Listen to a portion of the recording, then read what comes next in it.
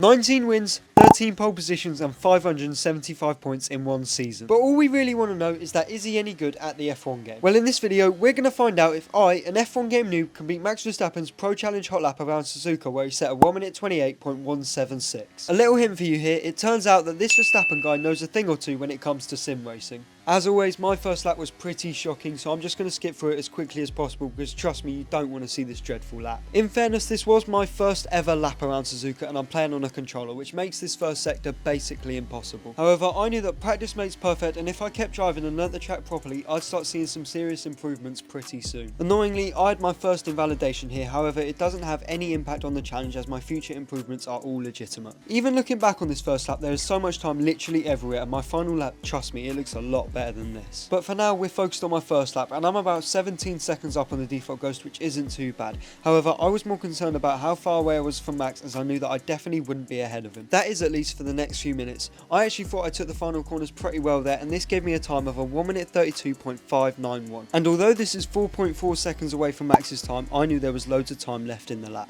And I found a lot of this time on the very next lap.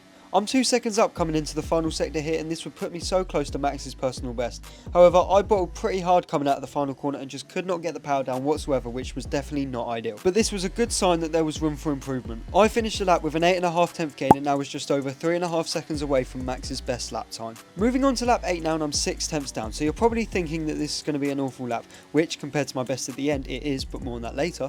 Through spoon curve I gained about 3 tenths, which definitely was a good sign but not enough for an improvement.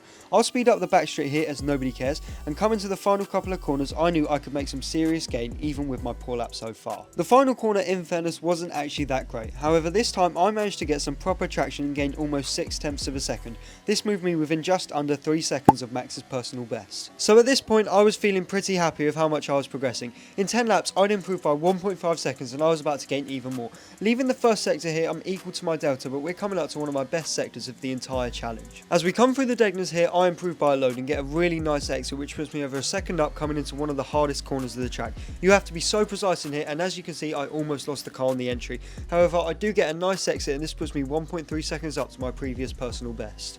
Moving on to the end of lap 10 and I've pretty much maintained this gain. I turned in way too much for 130R, but it won't really matter. Coming into the final couple of corners I touched the grass which completely messed me up and cost me almost half a second, which would have been massive. I did fortunately claim some of this back and in the end I improved by 7 tenths and this put me within 2.2 seconds of Max's personal best. And now we're on to my final improvement of the day on lap 13. I'm just over a tenth down here, but I knew there was at least half a second in the final sector. For some reason I changed down to 7th gear here, no idea why, but this time on the entry I didn't actually touch the grass and this meant that I could put a really nice couple of corners together and got a pretty good exit. This gained me a massive half a second and now I was finally under 2 seconds away from Max's hot lap. So for day 2 I had one simple goal and that was to keep improving. On my current personal best I'd made a few massive mistakes and I really tried to target these corners where I lost loads of time. As you can see here at turn 11 I lost about half a second with a horrible line and exit and I was desperate to capitalise on this. And honestly it didn't start very well. I'm learning to play without traction control in the F1 game and as you can imagine this is a bit of a slow process. Coming into turn 11 here I'm 3 tenths up but I turned in way too much and bottled it. This was not ideal. Once again we're looking at the middle sector here, however this time it would be a little different. I knew this was a massive opportunity to make some progress as I was 7 tenths up. As we go through the Degners here I stayed equal to my delta, which was a good sign. As we're coming up to turn 11 I was definitely a little bit nervous but my line was actually pretty decent. I didn't get the best exit annoyingly but I still gained 1/10. Now we're coming up to spoon curve and honestly this is so difficult in a controller and once again I made a massive mistake. Luckily I had the presence of mind to try and avoid an invalidation as I knew that any improvement is still a positive. I probably lost 6 tenths through spoon curve, which isn't great, but I knew there was a load of time in the final sector to make up for these mistakes. And moving on to the final sector I'm 1.5 tenths up. I broke pretty late into turn 16 which kind of messes me up for this penultimate corner. Fortunately I get great traction and minimise the distance to the finish line and end the lap 1.5 seconds away from Max's personal best. Annoyingly though, after this I just could not stop spinning. I'm not really sure what the reason for this was, but a lot of the spins were in the first sector which I was desperate to nail as it is so crucial if you want to have a successful lap. However, I did not let this drag me down and probably about 300 restarted laps later I started lap 14 here really well. Coming through the first sector here and I was constantly gaining time, and although I had spun loads on my previous laps I think it really helped me find the limit of these long winding corners.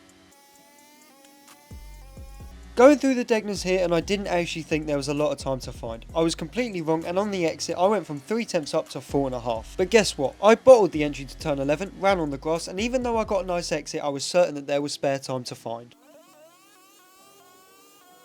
Coming in spoon curve here, and I honestly took the first part really nicely. I probably accelerated a little bit too early, but I didn't want to lose much lap time, so I was glad that I was slowly improving.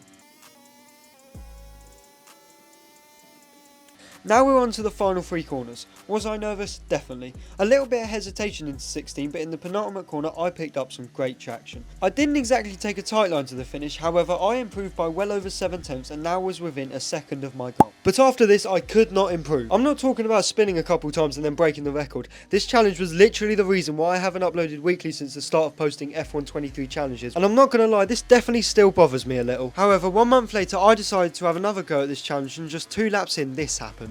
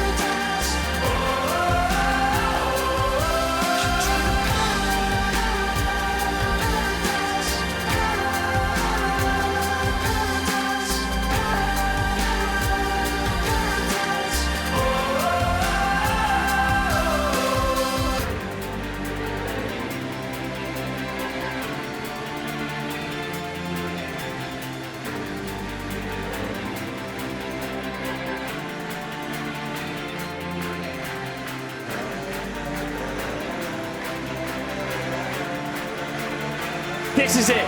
This is the lap of the weekend.